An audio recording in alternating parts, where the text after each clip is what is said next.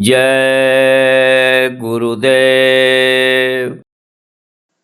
स्वामी हमें न बिसारिए, चाहे लाख लोग मिल जाएं, हम साया आपको बहुत हैं, आप सा हमको नाय। हम साया आपको बहुत हैं, आप सा हमको नाय।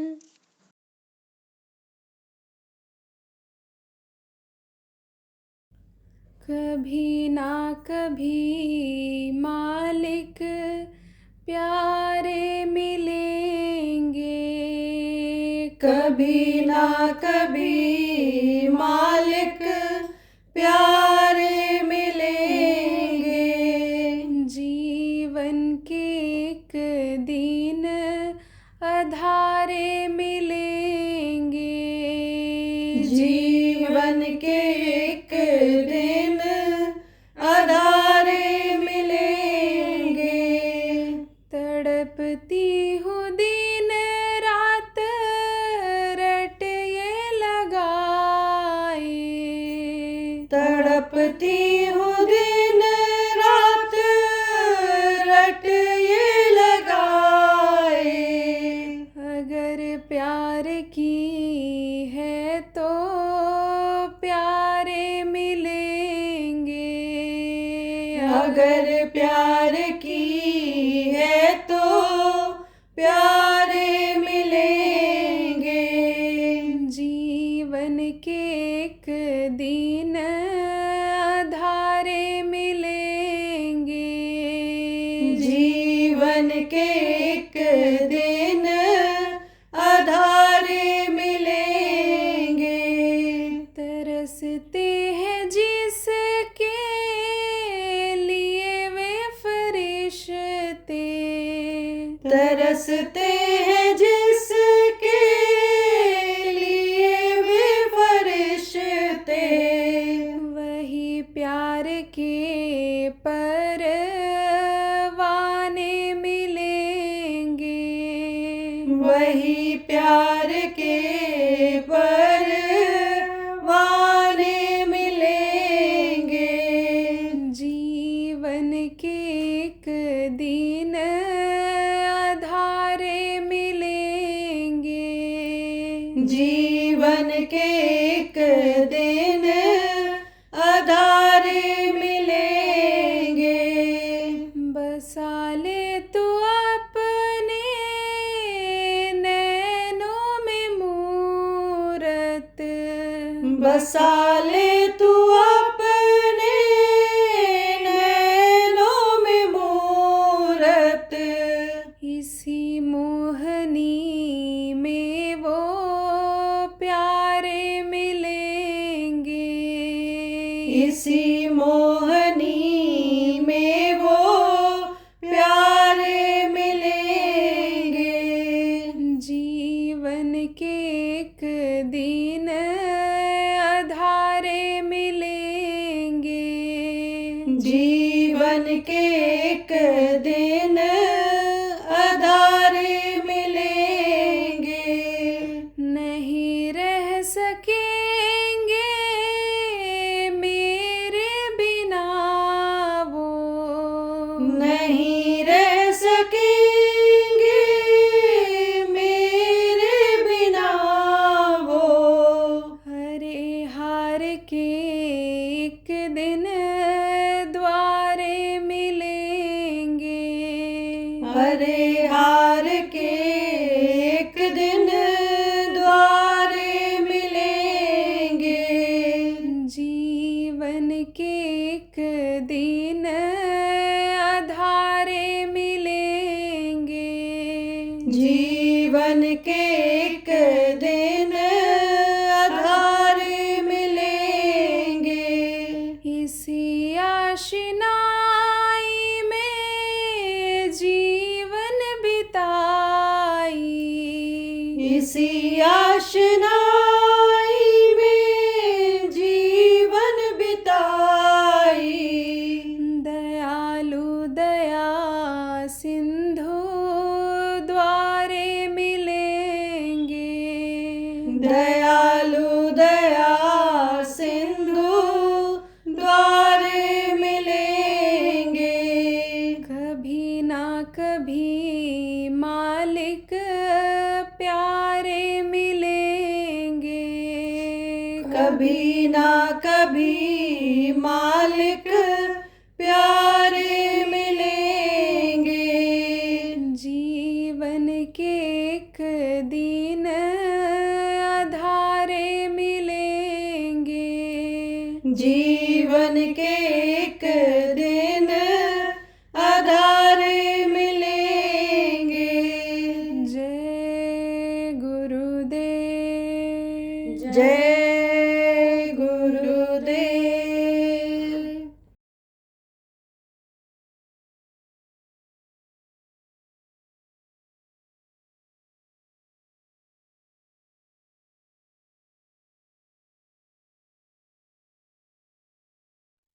अब और क्यों तकलीफ होती है? माँ के पेट में बिल्कुल सुरक्षित रहता है। सुरक्षित किसको कहते हैं? यह न तो हवा लगती है, न यह गर्मी का असर होता है, न ठंडी का असर होता है। लेकिन जब बाहर निकलता है तो गर्मी में अगर पैदा हुआ तो गर्मी ये चुभती है बदन में। खाल मुलायम रहती है, बदन मुलायम रहता है तो चुभती है।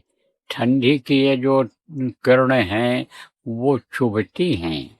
जैसे जब ज़्यादा ठंडी आपके चूरू और इधर जब होने लगती है झुंझुनू में, तब आप पे देखो यही हवा जो आज आपको अच्छी लग रही है, वही हवा जैसे अंदर सुराख बनाती हो, जब ठिठुर जाता है, हाथ पैर उंगलियां ये ठिठुर जाती हैं, खाल ये सुन्न हो जाती है, ऐसे ही तकलीफ होती है उसको। तो जब तकलीफ होती है तब रोता है, चिल्लाता है। अब आप समझो प्रेमी कि अगर मनुष्य शरीर पाने का मतलब नहीं समझ पाए कि किस लिए मिला है और किस लिए मांगा था, क्योंकि वो वादा तो बानी समझो कि भूल गया और वो जानकारी खत्म हो गई, तो ये जीवन रोते रोते ही खत्म हो जाता है। कैसे कैसे खत्म हो जाता है? पैदा हुए तब रोए, दूध नहीं मिला तब रोए, और फिर जब बड़े हुए, लड़कों से खेल खेल में झगड़ा हुआ तब रोए, स्कूल जाने को हुआ तब रोए, मास्टर की डांट फटकार मार पड़ी तब रोए, पढ़ लिए नौकरी नहीं मिली तो रो रहे, नौकरी मिल गई नहीं कर पा रहे हैं, अफसर की डांट पड़ रही है तो रो रहे हैं, नौकरी छूट गई तो रो रहे हैं, शादी नहीं हुई तो रो रहे हैं, और शादी हो गई तो रो रहे हैं। रोने धोने का ही संसार हो गया ये, रोने धोने का ही संसार हो गया। पुत्र रत्न की प्राप्ति के लिए, यानी समझ लो बच्चा पैदा होने के लिए क्या क्या पुरुष और स्त्री नहीं करते हैं कि एक बच्चा कहीं से हो जाता, सब कुछ करने को तैयार होते हैं। आप ये समझो, लेकिन जिसके 4 बच्चे हो जाते हैं उससे पूछो दादाजी आप तो बहुत खुशहाल हो गए, आपके 4 लड़के 4 बहुएं आपकी खूब सेवा करते होंगे। तब क्या कहता है बुढ़ा, ये मर जाते तो ठीक था, ऐसे लड़कों से निर्वंश रहना ठीक, वंशों से निर्वंश रहना ही ठीक है। धीरज से बैठो, प्रेम से बात करो, फिर पूछो आखिर बात क्या है। बोले ये सब अपनी अपनी तरफ खींच रहे हैं, ये तो सब हमारे धन के लोभी हैं। बहू तो यही सोच रही है कि जैसे बुढ़ा आंख बंद करे तिजोरी की चाबी हमारे हाथ में आ जाए, भैया मैं तो बहुत परेशान हो गया, मैं कहाँ चला जाऊं, साधु बन जाऊं कि मैं क्या करूं। मैं तो कभी कभी यही सोचता हूं कि आत्महत्या का पाप न लगता तो मैं आत्महत्या कर लेता। बुढ़ा ये कहता है। तो अब आप ये समझो, रोते रोते जिंदगी बीतती है और आखिरी वक्त पर भी समझो कि बड़े मुश्किल से ये जीवात्मा इस शरीर को खाली करती है। प्राण जब निकलते हैं तो बड़ी तकलीफ होती है। सहजो मौत के समय पीड़ा उठे अपार, बिच्छू 60,000 ज्यों डंक मारे एक सार। जैसे 60,000 बिच्छू डंक मारे बदन में, ऐसा दर्द होता है मरते समय। उस समय भी रोता चिल्लाता है। और जब पकड़ में आ जाता है, जीवात्मा को यमराज के दूर निकाल लेते हैं, तब उनसे रोता है, गिड़गिड़ाता है, कहता छोड़ दीजिए छोड़ दीजिए छोड़ दीजिए। तो वो छोड़ने वाले होते हैं। उनकी तो ड्यूटी यही होती है कि जाओ पकड़ करके ले आओ। पुलिस वाले को वारंट मिलता है, पुलिस के जो कांस्टेबल होते हैं, कि जाओ मुलजिम को पकड़ के ले आओ, कैद कर लो। वो जब जाता है तो कितना रोज चिल्लाओ छोड़ दो, छोड़ता है? नहीं छोड़ता है, क्योंकि उनके हाथ में कागज रहता है, परवाना रहता है, उसका जवाब देना रहता है, नौकरी का पैसा उसको मिलता है उसी काम का। छोड़ता नहीं है, ले जाता है, पेश करता है किसके सामने? जिसका वारंट होता है उसके सामने। तो अब आप ये समझो कि ये काल भगवान जिनका सुबह बताया था, उन्हीं की व्यवस्था है।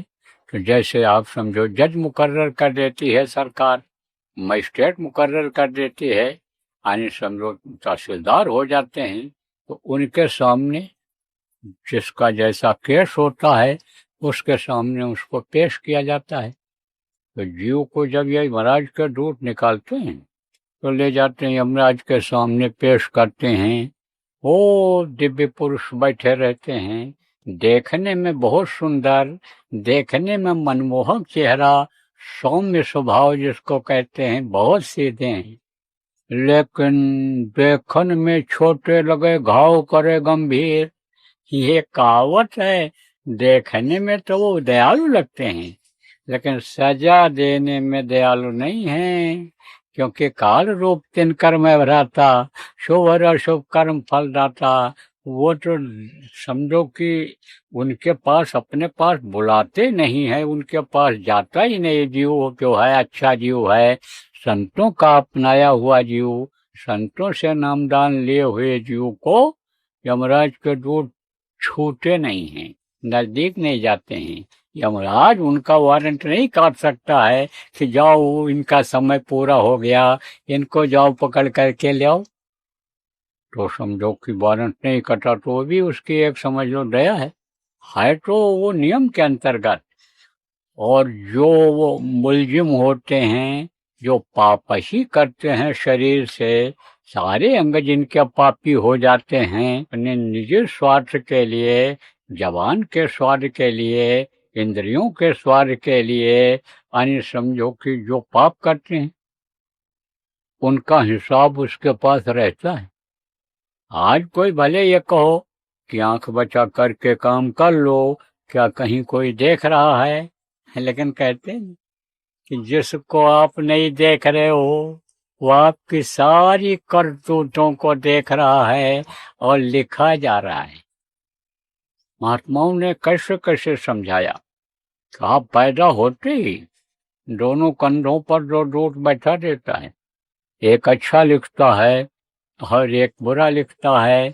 जब समय पूरा हो जाता है तो वो अपना कागज फाइल पेश कर देते हैं।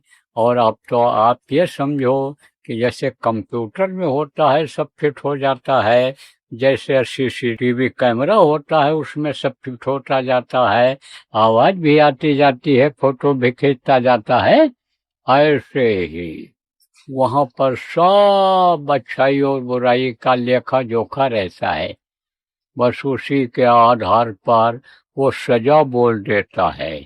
ले जाओ इनको, इतने 1000 वर्ष तक इस नरक में डालो, इतने लाख वर्ष इस नरक में डालो। एक दो हैं, 42 प्रकार के छोटे बड़े मिलाकर के नरक हैं। 22 तो बड़े बड़े हैं और बाकी ये छोटे नरक हैं। उन नरकों में जिसका जैसा कर्म होता है उसी हिसाब से सजा भोगनी पड़ती है। और एक दो दिन, 4 युग है प्रेमियों, सतयुग, त्रेता, द्वापर और कलयुग। ये चारों युग जब बीत जाते हैं तब एक चौकड़ी होती है, और 72 बार जब चौकड़ी बीतती है तब एक मनवंतर होता है, और 14 मनवंतर जब बीत जाता है तब एक कल्प होता है। एक एक कल्प एक एक नरक में कर्मों के अनुसार रहना पड़ता है। उसके बाद तब 84 यहाँ भेजे गए। कीड़ा मकोड़ा, सांप, गोजर, बिच्छू, अब जान बचाते फिरो इधर उधर, भगते रहो। प्यासे मर जाओ, भूखे मर जाओ, रेगिस्तान में उधर पक्षी पैदा हुई और पानी नहीं मिला। आप समझो जानवर मर जाते हैं, पानी नहीं मिलता है, चारा नहीं मिलता है, तो समझो कि ये सब वो योनियों में जाना पड़ता है। उसके बाद में गाय और बैल की योन मिलती है। गाय और बैल की योन के बाद फिर कबहुँ कृपा नर तंदेही, देत ईश बिन हेत नहीं। जब उसकी दया हो गई, कृपा हो गई, यह मनुष्य शरीर उसने दे दिया। ये कब दिया? कोट जन्म जब भटका खाया, करोड़ों जन्मों तक इधर उधर भटकते रहे, 84 में चक्कर काटते रहे, दिन भर में 4 बार मरे, 4 बार पैदा हुए, 84 लाख योनियों को काट करके आए हो। तो ये समझाया महात्मा, 184 भरम कर, और पग में अटके हो आए, और अब के पास आना पड़ा तो 84 जाए। देखो, इसलिए उदाहरण दे रहा हूं कि आप ये न कहो कि बाबा अपने मन से यह बात बता रहे हैं, लिखा पढ़ी में यह बात है, महात्माओं ने इस बात को कहा है, इसलिए उदाहरण देकर आपको समझाता हूँ। और जो पढ़े लिखे लोग हैं, चतुर लोग वो हो जाते हैं, उनको विश्वास न होता है जल्दी, उनको विश्वास दिलाने के लिए कि यह कोई नई चीज नहीं है, यह पौराणिक चीज है, पुरानी चीज है, यह सनातन धर्म है कि इस जीवात्मा को परमात्मा तक पहुंचा दिया जाए, यही सनातन धर्म है। तो सनातन धर्म की यह शिक्षा है। तो अब के बार आपको मौका मिला है। क्या मौका मिला? कि अपने घर चलो, अपने पिता के पास चलो। कितने घर बनाए पिछले जन्म में, और कितने माता पिता बनाए हमने आपने। आप फिर समझो बहुत कई जन्मों से भटक रहे हो इधर उधर, अब वही काम फिर करने में लग गए, और इसी मिट्टी और पत्थर के घर को आप अपना घर समझ लियो। अब जलजला आ जाए, अभी बाढ़ आएगी, बाढ़ इसी बरसात में सुनाई पड़ेगा आपको। आपके यहाँ भले ना होए, लेकिन आएगी, तमाम घर बह जाएंगे उसी। भीषण बाढ़ आएगी नदियों में। कहाँ आएगी? दक्षिण दिशा में नदी में आ जाए, मध्य में आ जाए, राजस्थान में भी कुछ नदियां उनमें आ जाए, जल ही जल हो जाए। अब हम ये क्यों बताओ कहाँ आएगी, लेकिन बाढ़ आएगी तो घर गिरेंगे, लोग बहेंगे, आदमी मरेंगे, जानवर मरेंगे। क्यों? क्योंकि नदी के किनारे वाले, समुद्र के किनारे वाले तो कह रहे हैं मछली खाए बगैर हमारा नहीं चलेगा। उनको क्या पता है कि इसमें जीव है, और जीव हत्या होती है, पाप होता है, और जानते हुए भी मछली का स्वाद जब लग गया तो कहते बगैर मछली के हम खाएंगे नहीं, बगैर मछली के अन्य समझो कि बनाए हमारा चलेगा नहीं। तो पाप किया तो पाप की सजा कौन भोगेगा? पाप की सजा तो भोगना ही पड़ेगा। पाप से कोई बच नहीं सकता है, पाप का पड़ना बहुत भारी होता है, पाप तो समुद्र में भी नहीं समाता है। तो अब यह घर गिर गया, भूकंप आया, घर गिर गया, तो आपका घर रहा है? चोर उठा ले गए रुपया पैसा, छापा पड़ गया सरकार का, माल सब उठा ले गए, तो आपका रहा है? अभी प्रार्थना किया कि सूत्रधारा ये सब कोई काम आने वाले आखिरी वक्त पर नहीं होते हैं, धन दौलत मकान ये सब कोई काम आने वाला नहीं होता है। तो भैया ये अपना घर नहीं है जिसको आप समझते हो मिट्टी और पत्थर का घर। अपना घर ऐसी जगह पर है कि जहां से आप कोई निकाल न सके। ये घर जिसमें आप रहते हो, ये गिर सकता है, ढह सकता है, बह सकता है, जल सकता है, लेकिन वो घर न जलता है न बहता है। यह मनुष्य शरीर, ये मानो मंदिर इसको बताया गया, किराए का मकान। गुरु महाराज जैसे हमारे संत ने बताया, इसको खाली करना पड़े। संतों ने समझाया, रे मन मुसाफिर निकलना पड़ेगा, काया कुटी खाली करना पड़ेगा। यह काया है जो अस्थि पंजर शरीर जिसको कहा गया, 5 तत्वों का बना हुआ शरीर, इसको खाली करना पड़ेगा। तो अब आज आपको निर्णय लेना है कि आपको अपने घर जाना है या आपको स्वर्ग और वैकुंठ में अटके रहना है, या आपको नरकों में जाना है, बार बार जन्मना और मरना है। इसका फैसला आपको करना है।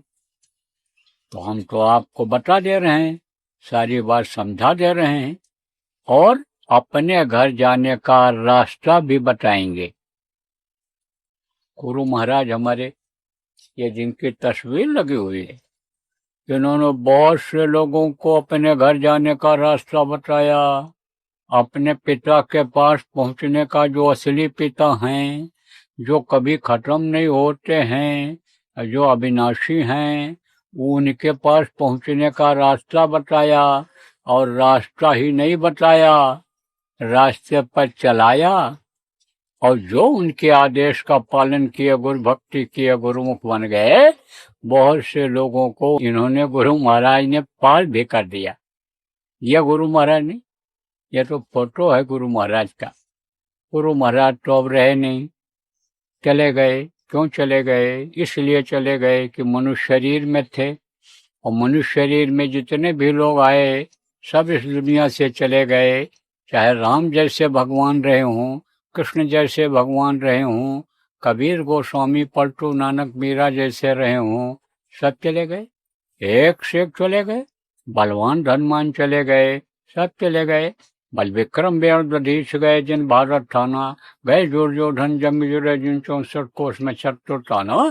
कैसे कैसे समझाया है महात्माओं ने कि किसी भी तरह से अज्ञान जीव के समझ में आ जाए और असला रास्ता पकड़ ले, और ये जो भूल और भ्रम में पड़ा हुआ है इससे अलग हो करके और अपना काम बना ले।